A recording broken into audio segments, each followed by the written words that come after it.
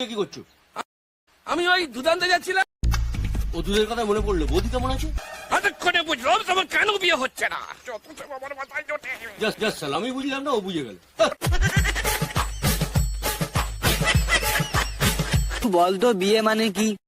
বিয়ে মানে ছেলেদের বাড়িতে, মেয়েদের বাড়িতে আর বয়ফ্রেন্ডের বাড়িতে।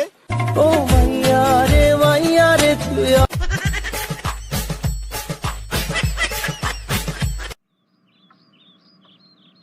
শোনো শোন, তুই এবার পরীক্ষাতে পাস কর আর নাই কর, তোকে আমি বাইক কিনে দেবই। পাস করলে হিরো হোন্ডা কলেজ যাওয়ার জন্য, আর ফেল করলে রাজদূত দুধ বিক্রি করার জন্য।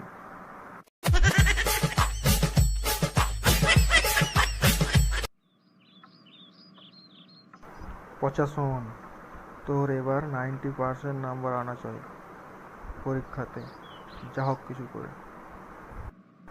বাবা, আমি 100% নিয়ে আসবো, 90% নয়। আমার সাথে মস্করা করছিস? প্রথমে কে শুরু করেছিল বাবা?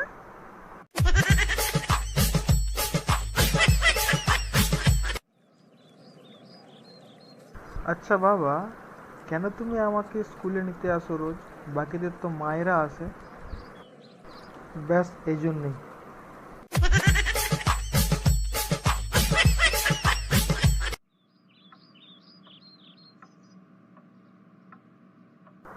দাদু, ঘুম আসছে না, একটু টিভি দেখি।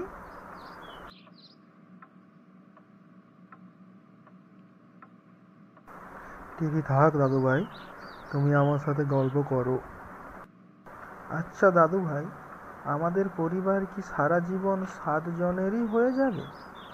মানে তুমি, আমি, দাদি, বাবা, মা, বোন আর আমাদের বিড়াল ছানা মিনি। এবার আমরা একটা কুকুর কিনবো, তখন আমরা 8 জন হয়ে যাব। কুকুরটা তো বিড়াল ছানাকে মেরে ফেলবে, তখন আমরা আবার 7 জন হয়ে যাব। তুমি বিয়ে করে নতুন বউ আনবে, তখন আমরা আবার 8 জন হয়ে যাব।